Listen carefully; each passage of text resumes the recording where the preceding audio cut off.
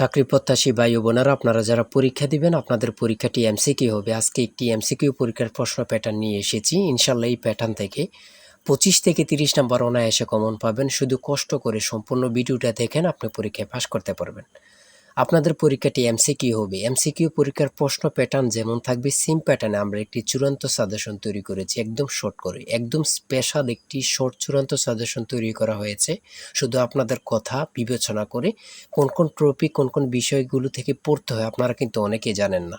তার জন্য আপনাদের কথা চিন্তা ভাবনা করে একদম শর্ট করে একটি চূড়ান্ত সাজেশন তৈরি করা হয়েছে। সাজেশনটি নিতে স্ক্রিনে দেওয়া হোয়াটসঅ্যাপ নাম্বার রয়েছে, ইমো নাম্বার রয়েছে, দুটোর মধ্যে যে কোনো একটি মেসেজ করে সাজেশনটি সংগ্রহ করুন। সাজেশনের মূল্য 100 টাকা। আমি অবশ্যই বলি প্রত্যেকে আমাদের সাজেশনটি সংগ্রহ করবেন, ইনশাল্লাহ আপনারা পরীক্ষায় পাশ করে যাবেন। পরীক্ষার প্রশ্ন প্যাটার্নটা যেমনভাবে দেয়া থাকবে সেম প্যাটার্নে আমাদের সাজেশনটি রচিত। ইনশাল্লাহ আমি আশা করি 100% কমন পাবেন। শুধু আমাদের সাজেশনটি পরীক্ষা দিতে গেলে আপনি উত্তীর্ণ হয়ে যাবেন। আমি মূল কথায় চলে আসি। এমসিকিউ পরীক্ষাটা কি এটা আগে বুঝতে হবে। এখানে যেমন দেয়া আছে নিচের কোন বানানটি সঠিক, নিচের কোন বানানটি সঠিক। দেখেন এখানে এখানে 4টা অপশন দেয়া থাকবে, যে অপশনটা সঠিক। যেমন মনে করেন খ নাম্বার অপশনটা সঠিক, আপনারা খ নাম্বার অপশনটা বরাট করলে একটি নাম্বার পেয়ে যাবেন। এমনভাবে কিন্তু আপনাদের পরীক্ষা থাকবে। আমার কথা বুঝতে পেরেছেন? যেমন এখানে প্রথমে রয়েছে নিচের কোন বানানটি সঠিক। এখানে কিন্তু 4টা অপশনে কিন্তু হুবহু মিল রাখে তারা। হ্যাঁ, তার মধ্যে যে বানানটা সঠিক এটা কিন্তু আপনার বরাট করতে হবে। তারপরে রয়েছে সন্ধি বিচ্ছেদ। সন্ধি বিচ্ছেদ থেকে এমসিকিউ পরীক্ষা বলেন 1 নাম্বার থাকবে। তারপরে রয়েছে সমার্থক শব্দ থেকে একটি মার্ক থাকবে। কাজী নজরুল ইসলামের উপন্যাস কোনটি? নিচের এখানে কয়েকটা উপন্যাসের নাম দিয়ে দিবে। ধরেন বলবে যে কাজী নজরুল ইসলামের উপন্যাস কোনটি? হ্যাঁ, এখানে সঠিক উত্তর হচ্ছে আলেয়া।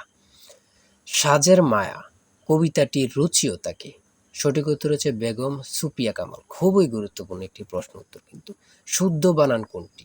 শুদ্ধ বানান কোনটি? গুরুজনে ভক্তি করে, এখানে গুরুজনে কোন কারক? কারক থেকে অবশ্যই প্রশ্ন থাকে, যে কোনো পরীক্ষায় বলেন। তারপরে সমাজ থেকে প্রশ্ন থাকবে। হ্যাঁ, 10 নম্বরে রয়েছে নিচের কোনটি নিত্য পুরুষবাচক শব্দ?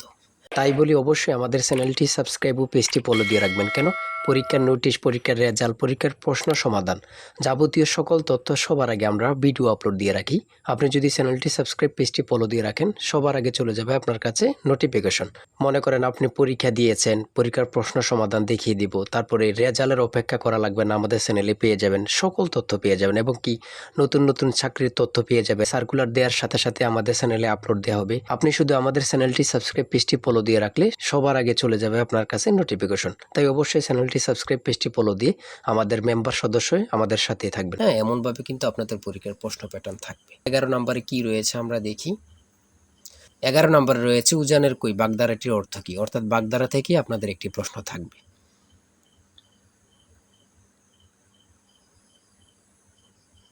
আর ইংরেজি থেকে ট্রান্সলেট, আমি বলি ট্রান্সলেট কেউ মিস করবেন না। ট্রান্সলেট, তারপরে নাউন থেকে, তারপরে প্রিপোজিশন থেকে, তারপরে বিভিন্ন ধরনের নাউন থেকে কিন্তু প্রশ্ন থাকবে। যেমন কেটল, এটা কি common noun, abstract noun, collective noun নাকি প্রপার নাউন? এমন ধরনের কিন্তু প্রশ্ন থাকবে ভাই, এটা কিন্তু বুঝতে হবে। ট্রান্সলেট, ট্রান্সলেট থেকে আমি অবশ্যই বলি আপনাদের প্রশ্ন থাকবে।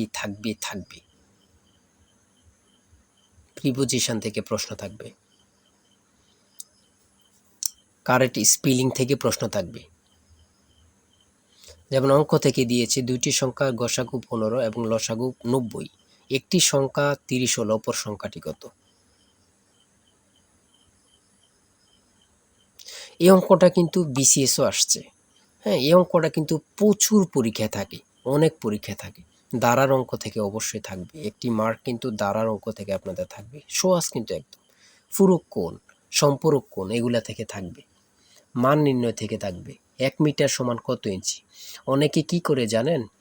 39.37 ইঞ্চি, এটা সঠিক উত্তর। অনেক জায়গায় 37.39 ইঞ্চি দেয়া থাকে, অনেকে ভুল করে এটা দিয়ে দেয়।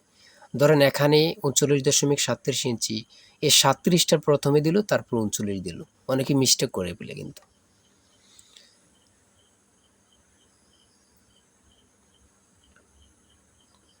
প্রশ্নগুলো কিন্তু একদম ইজি আসবে। হ্যাঁ, কিন্তু আপনারা সকলেই কিন্তু ভালো বোঝেন। একটা সহজ গাইডলাইন সাজেশন পান না বলেই কিন্তু আপনারা ভালোভাবে প্রিপারেশনটা মজবুত করতে পারেন না।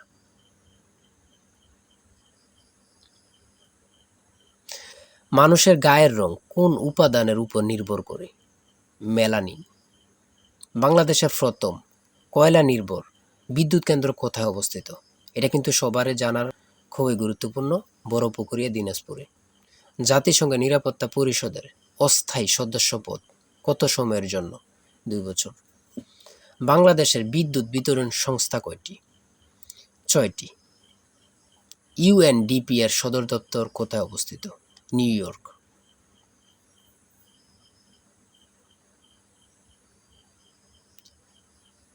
ইসরায়েলের আইনসভার নাম কি? এটা কিন্তু আসতে পারে, কারণ ইসরায়েল সব সময় কিন্তু ভাইরালের মতন হয়ে থাকে আমাদের মুসলমানদের জন্য। এটা কিন্তু আসতে পারে, হ্যাঁ।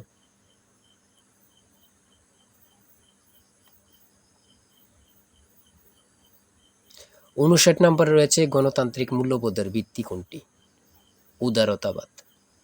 সর্বশেষ রয়েছে 60 নম্বরে সুপ্রিম কোড হলো একটি কোড অব রেকর্ড। এ কথা উল্লেখ আছে কোন সংবিধানে?